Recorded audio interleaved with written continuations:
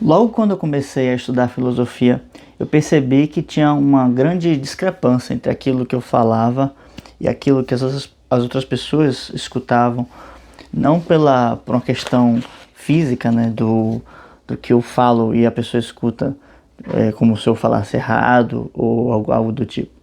Isso também, mas isso foi uma outra questão, né?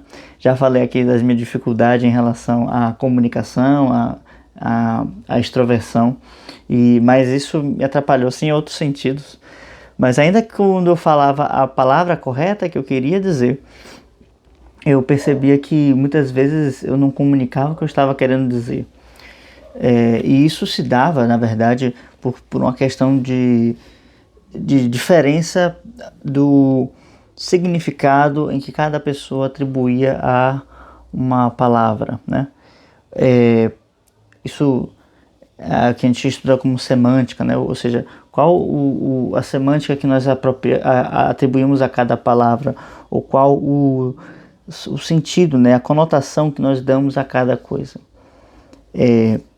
E eu percebi essa dificuldade em me comunicar com as pessoas, né? Porque eu ia adquirindo vocabulário novo e ainda não tinha um domínio correto disso, mas havia algum domínio, né? Então muitas vezes ficava essa falta de certeza. O que eu estou querendo comunicar é realmente aquilo que eu estou dizendo, né? E se o que eu estou dizendo, eu estou falando com clareza, né? Ou seja, eu estou falando o que eu quero dizer com clareza. E se eu estou falando isso com clareza, será que isso está com a semântica que eu quero, que eu aprendi disso, né? Essa discrepância, né, entre aquilo que nós falamos e aquilo que é significado, não é uma coisa nova, né? Pelo contrário, é algo que remonta a milhares de anos, né? E acredito que o primeiro registro que a gente tem na história disso seja aqui com Platão, no livro Crátylo, né? Esse livro é uma coletânea de diálogos, mas aqui, né, o primeiro deles é o Crátylo, onde ele vai falar da correção dos nomes, né? E de quem deve corrigir os nomes. Quando fala correção dos nomes, vem dessa palavra, né, de corregere, ou seja, reger, né, o reger como uma espécie de legislar, né, como ele coloca aqui, que é um legislador dos nomes, e também está regido, né, como se tivesse aprumado, né? A correção vem dessa aprumação, como se fala de manter reto, não estar uma coisa desviada. Então, assim, Platão já coloca desde aquela época, né, da sua época, que as palavras têm uma coisa própria, uma conotação própria, e não só uma conotação própria, mas as coisas têm um nome próprio, né? Então, esse nome próprio ele precisa ser bem atribuído a cada coisa, né? E muitas vezes a gente não está de posse dos melhores nomes para as coisas. E essa é a função da linguagem, tá? Quando a gente fala de linguagem, existem algumas camadas nisso, porque às vezes a gente pensa na linguagem como aquisição de novos idiomas. E ainda que isso seja favorável ou benéfico para isso, né? Porque você aprende a perceber o sentido semântico das palavras em diversas línguas, e isso te dá uma autonomia, te dá um desenvolvimento mais profundo, né? Transitando, né, por essas línguas diferentes. Não é o único sentido que isso tem, né? A linguagem não está relacionada com a aquisição de idiomas de forma direta, mas sim com uma espécie de ligação, né? Como eu falei, né? Assim como existe uma diferença, né, entre aquele que começa a estudar filosofia e comunicar isso com outras pessoas, e para aquelas pessoas que nunca nem tocaram nesse assunto, existe também uma diferença entre o nosso mundo interior e o mundo exterior. E essa diferença precisa ser preenchida, precisa ser resolvida com um caminho, uma ponte que leva o mundo interior até o mundo exterior. E essa é a função da linguagem. A linguagem, então, faz com que ela comunica esses mundos interiores e exteriores. Porque, do contrário, a gente não consegue acessar isso. Então, existem duas coisas, né, que são necessárias de serem aprendidas na filosofia: o conhecimento do eu, né, do eu enquanto pessoa, não pessoa, mas enquanto elemento atemporal, do eu enquanto alma, do eu enquanto indivíduo, e o conhecimento da natureza não enquanto pessoa natureza, mas enquanto ser natureza, que nos remete à ideia de Deus, à ideia do bem, à ideia daquilo que é eterno. Então, quando a gente se coloca nessas duas questões, nos vem uma necessidade de fazer essa conexão, né? E aí me vem uma outra ideia na mente agora, que é a relação que na Idade Média ficou conhecida como Trivium e Quadrivium, onde o Trivium era o livro do homem, né, do ser humano, desenvolver as virtudes humanas de linguagem, do pensamento e da comunicação, né? A gente pode falar assim de forma grosseiramente: gramática, pensando na linguagem, pensamento pensando na ideia de dialética, e a retórica como essa ideia de comunicação, né? De forma bem grosseira, né? Até porque isso, se a gente for fazer um escrutínio disso, estaria incorreta essa classificação, mas é só para ter essa ideia que no final vai ser tudo o domínio e a compreensão tanto do pensamento humano quanto das paixões, né? E o Quadrivium, que se trata do livro da natureza, ou seja, do livro das coisas que foram criadas, do livro da matemática. A matemática é aquilo com que Deus criou a natureza, né? A matemática num sentido profundo da coisa, né? Não no sentido das contas, da álgebra simples, pura e simplesmente, né? Mas sim como a matemática como elementos ideais, né? Números como ideias imutáveis. E eu desenvolvo a linguagem, né, no Trivium, para que eu possa fazer essa ponte para o Quadrivium e as coisas não fiquem pairando assim no ar. Então vamos fazer uma outra aproximação grosseira aqui, né? No Quadrivium eu trabalho com as ideias da natureza, né? Eu me aproximo dessas ideias e começo a desenvolver com elas uma aproximação de tipo matemática, né? Eu vou então conhecendo certas ideias, o mundo exterior. E no Trivium eu conheço minha subjetividade, minhas emoções, meus pensamentos, trabalho isso e retifico-os. A ideia da correção também, né, dos nomes entra aqui. E então, retificando-os, né, para que eles não fiquem tortos, eu consigo me comunicar claramente com esses elementos da natureza. Por quê? Porque a natureza possui em si certa perenidade e certa longevidade e retidão nas coisas que lhe acontecem. Ou seja, a cada momento do ano, cada estação do ano, ela é ela mesma, ela não muda, né? Estamos em agosto, né? Em agosto na Bahia chove, né? Em Salvador pelo menos. Então todo ano, agosto, chove em Salvador. Assim como no resto do mundo, em todo ano, agosto, ele vai ter mais ou menos a mesma característica, né? Isso para, né, para dar um exemplo geral. Então, a natureza ela é estável nas suas manifestações. Então, se nós quisermos conhecer a natureza, nós precisamos nos colocar de forma estável, assim como ela. Tá? E as virtudes que a gente desenvolve nesse processo é um caminho de retificação que nos coloca nesse processo de estabilidade e, consequentemente, na comunicação com esses elementos que estão na natureza, que são leis eternas que a regem, né? E, consequentemente, nos coloca em contato com o que há de superior, tá? Então, assim, eu lembro, nessa época que eu comecei a estudar filosofia, eu pensava muito na ideia de paixão, por alguma razão.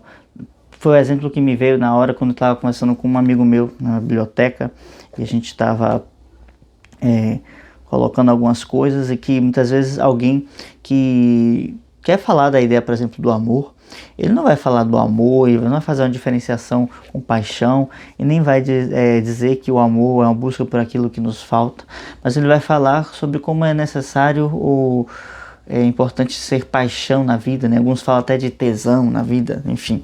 Apesar de que essas palavras são muito pobres para dizer o que ele está querendo dizer, quando na verdade o que ele quer dizer é que ele quer encontrar uma vocação, um propósito. Então, assim, para que nós tenhamos clareza daquilo que nós estamos buscando, precisamos corrigir os nomes, atribuir o nome certo a cada uma dessas coisas. Quando Platão fala da justiça na República, ele fala sobre colocar cada um no lugar que lhe é próprio. Ou seja, os artesãos fazem artesanatos, os sapateiros sapatos, os ferreiros trabalham com metal e os guardiões protegem aqueles que são mais fracos. E os legisladores legislam, e cada um, exercendo a sua vocação própria, vai manter tudo em justiça. Da mesma forma, o nome atribuído a cada uma das coisas é o nome, é uma questão de justiça para com as coisas. E a justiça permite que haja esse alinhamento, né, entre o homem e a natureza que a gente estava falando agora há pouco, né? Então, assim, eu fiz uma pequena anotação aqui, né? Eu estava lendo, né, mais cedo o Crátilo. Eu achei interessante porque eu estou tomando contato, já tomei contato com trechos do Crátilo outras vezes, mas lido ele assim, nunca parei, né, para ler com calma. E eu percebi que eu fui desenvolvendo uma visão muito semelhante, né? Eu gosto de Platão porque ele sempre trata das coisas de forma simples e tocando todos os pontos, né? Ele não rejeita nenhum ponto. Ele pode até não se demorar muito em todos os pontos possíveis, mas me parece que ele trata cada ponto, cada elemento de forma suficiente. E o que fez com que eu me inspirasse para criar, por exemplo, a minha forma de analisar as poesias, que é trabalhar através de uma anatomia poética, mas uma anatomia que trabalha o corpo, a alma e o espírito da poesia. E é assim, dessa forma, que eu baseio as análises que eu faço e que eu monto os materiais que eu uso, né, nos cursos, e que eu vou até fazer um curso em breve sobre isso, né? Mas isso é assunto para um outro momento. Vamos aqui só, caso você tenha interesse, deixar uma mensagem nos comentários, claro, né? Então, eu anotei aqui duas coisas importantes. Ele coloca o seguinte: o nome é uma ferramenta ou um instrumento com o qual nomeamos as coisas. Ou seja, e aí ele antes falou algumas outras coisas que eu parafraseei dessa forma. Nomeamos as coisas não conforme o nosso desejo, mas conforme a natureza do objeto. Certo? E depois eu anotei aqui: o nome é, portanto, uma ferramenta de ensino e de separação da substância. E eu fiz uma pequena nota aqui. Entenda separar como diferenciar, individualizar. E aqui ele deu alguns exemplos, mas eu vou trabalhar o exemplo que eu costumo trabalhar quando eu trato do tema da virtude, que é o exemplo também de Platão, que ele fala na República sobre a virtude, e ele diz sobre a virtude ser aquilo que nós temos de único, de próprio, ou aquilo que nós fazemos melhor do que os outros. E nesse ponto, né, acredito que é o Glauco que pergunta ao Sócrates, ele pergunta, mas não entendi essa parte, né? Poderia me explicar melhor? E Sócrates dá o exemplo da poda, falando que poderíamos podar uma árvore com uma faca, correto? Sim, correto. Mas faríamos isso muito melhor se podássemos com um podador, um podão. E então se entende, certo, compreendi. Então, um elemento de poda, um podador, ele não é uma faca, embora ambos cortem. E assim como Platão trabalha aqui no Crático justamente isso. Quando nós vamos cortar um objeto, precisamos levar em conta não só o material que nós vamos utilizar para cortar, mas também o objeto que está sendo cortado. Então, precisamos trabalhar a natureza externa, né? Vamos pensar assim, e a natureza interna, tá? Trazendo, já abstraindo essa ideia, né? Então, em outros tempos, né, a mente é sempre mais para frente, né? É sempre comparada com uma espada.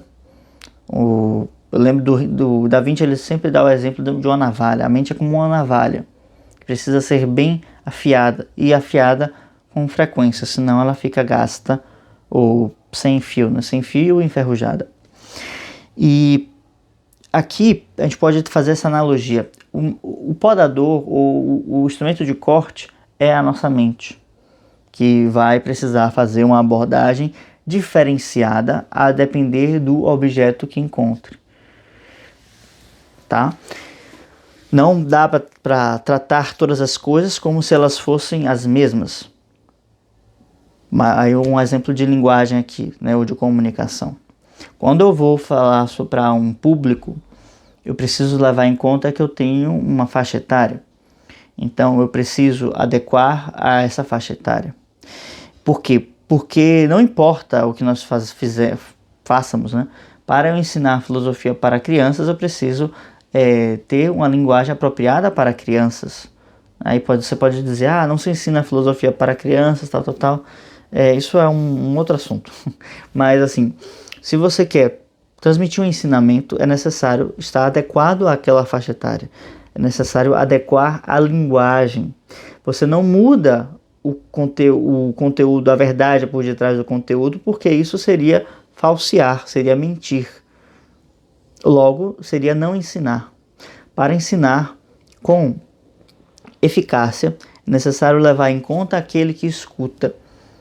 Eu preciso então adaptar o meu discurso para aqueles que me escutam. Então eu preciso adaptar. Lembra um pouco, muito grosseiramente, a ideia de dose, né?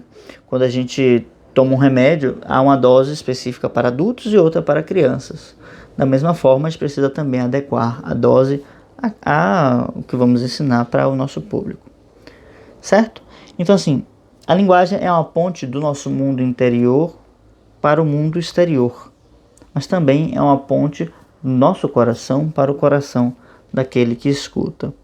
Se o rapaz vier me falar da paixão e quiser dizer, né, como ele se sente realizado com as suas paixões, eu preciso entender que o fato dele estar feliz é porque o que ele está atribuindo o nome de paixão, na verdade, tem uma outra natureza e o transforma ele em um ser melhor do que ele é.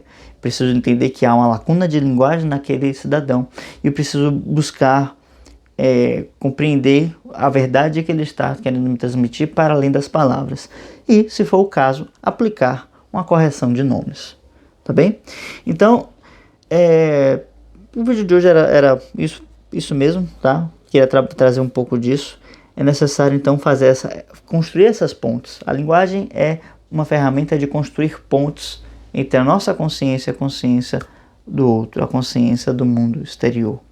E a linguagem permite essa descoberta do outro, assim como a arte, a filosofia. Tá bem? Vamos ficando por aqui. Se gostou do vídeo, deixa um like, se inscreva no canal. Até a próxima.